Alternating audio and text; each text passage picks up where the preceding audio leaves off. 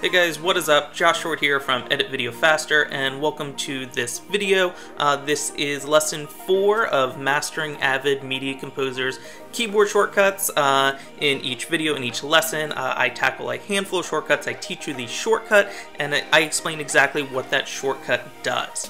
So this is lesson 4, and this is on the editing keys, and it's only a handful of keys that we're going to go over. And if I show this right, it's going to be these keys down here, just these 5, and with a couple modifiers also. So I have a kind of, I'm calling it a companion tutorial that goes along with this one, and that is the locked versus unlocked tracks tutorial. I'll link it down below, and I'll probably link it back at the end of this video. And if you're over on the website, that tutorial is right up above. So check that out. That explains a little bit of what's going to be going on in the timeline when I'm using the editing shortcuts. All right, so let's jump into it. And I have just my timeline here. I got a clip in it already, just so you can kind of see how things work. And I have a clip up here in the source monitor, and I have an in and an out point selected. Check out lesson 2 for the in and out point shortcuts. And I got an in point now in my timeline. And when I hit the V key, V as in Victor, that's the splice in edit. And my tracks here are locked, and again, locked versus unlocked tracks tutorial, check that out. When I hit the V key, that's going to splice in this clip. So this clip is only video, so it's just a V1, and that's going V1 to V1, and when I hit the V key, that's going to splice it in. It's going to, here's our timeline, it's going to go in here, and it's going to shove everything over to the side. So one more time, in the timeline, I'm going to hit the V key, and it's going to push everything over. And if I was patched V1 to V4, and I did that, hit the V key, it's going to go up to V4. Let's just undo that and clean up the timeline a little bit. Next is the overwrite edit, which is the B key. B as in Bravo. And I'm patched V1 to V4, and let's turn off A1 and A2. And when I hit the B key, it's just going to paste that clip from the source monitor into my timeline, starting with these in and out points, and there was my in point here, and it's going to overwrite what was there currently. So let's undo that, and let's patch V1 to V1, and hit the B key again, and it's going to go over the clip that was there already. Undo that. Remember, when I hit the V key, pushed everything over. And now when I hit the B key, it overwrites what is there. B is overwrite, V is splice in. One more thing on the overwrite edit. Let's say I had V1, A1, and A2 selected, and it was only V1 from the source monitor, and I hit the B key.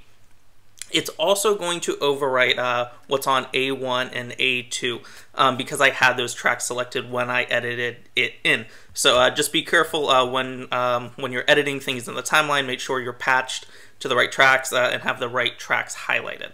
Okay, undo that. And our next keyboard shortcut is a copy to clipboard, and that's using the C key. C as in Charlie. So I'm going to make an in and an out on my timeline. Just select a couple extra tracks and hit the C key.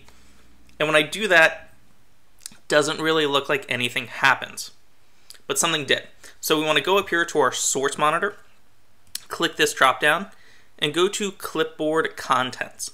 And when I do that, this clip right here on V1, A1, and A2 is now up here in our source monitor. And that's really useful. I mean, if I had a super complex timeline, let's see, let's just add in a couple things real quick.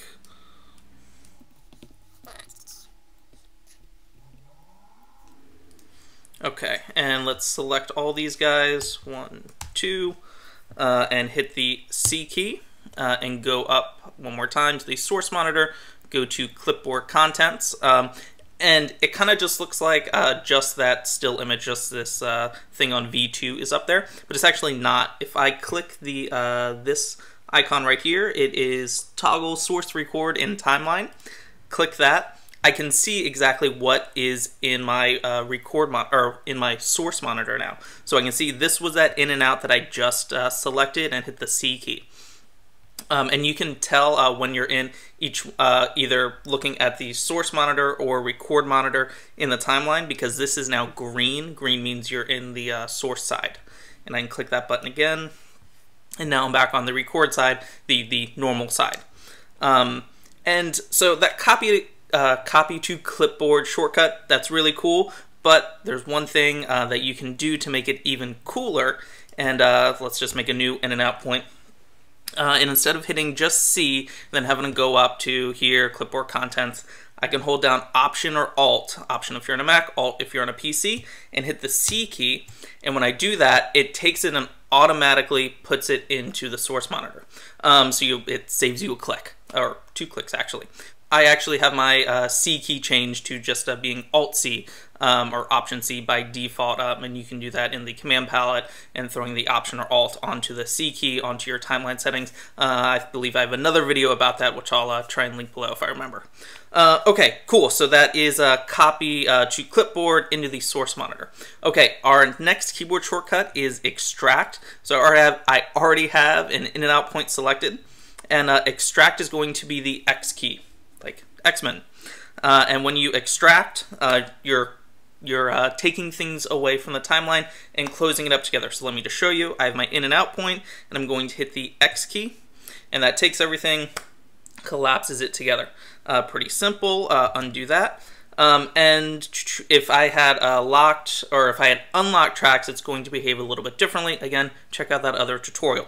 And one cool thing with Extract, one other modifier, if I hold down Option or Alt also and hit the X key, what it's going to do is going to extract it, and it's going to take that and now put it up into the source monitor. So that clip that was right here, it's now in the source monitor. Okay, next is Lift, Lift is our next shortcut, and the keyboard shortcut for Lift is Z, as in Zorro, or Zoo, or Zebra. So going to select my in and my out point, and just so you can see, just going to unselect a couple of these tracks. So I have V1 and A3 selected right now with an in and an out point, and when I hit the Z key to lift, what that's going to do, it's just going to lift that in and out point just on those tracks. And we're left with just blank area here. Super useful. I generally use Lift a little bit more than Extract. It's a little more cleaner, in my opinion, but they both get the job done. They both do basically the same thing. You know, just choose whichever one is best for what you're doing right there in the timeline. So that wraps it up for the editing keys for mastering Avid Media Composer's keyboard shortcuts, lesson 4. Again, one more time, make sure to check out that locked versus unlocked tracks tutorial, linked below, linked at the end, all that good stuff. And if you go to editvideofaster.com and there's a blog post with all of these keyboard shortcuts written out. There's pictures and more written description about all this stuff, and also you can check out the entire series of Mastering Avid Media Composer's keyboard shortcuts over there. So thank you so much for watching. If you found this video helpful, I would appreciate a big thumbs up, and if you could share it with somebody, that would be useful too. Alright guys, I'll see you next time.